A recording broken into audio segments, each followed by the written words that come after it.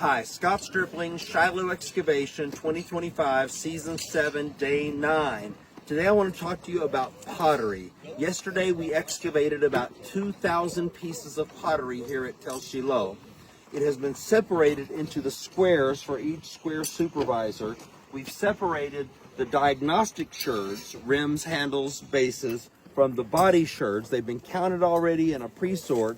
And now we're going to go through and classify them by time period from Middle Bronze Age, Late Bronze Age, Iron Age 1, Iron Age 2, Persian, Late Hellenistic, Early Roman, Byzantine, Late Roman, Mamluk period.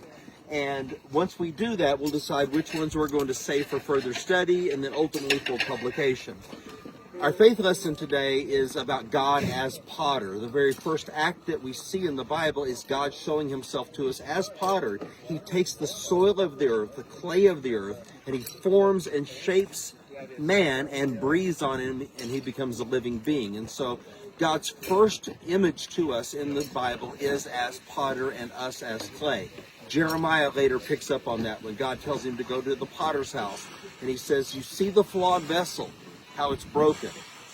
The vessel can be fixed, it can be mended again and made new.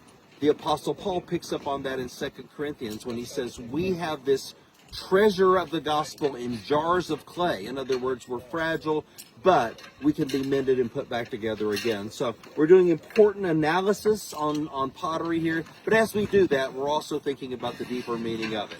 And that's what's going on here today at Tel Shiloh. We'll check in with you tomorrow.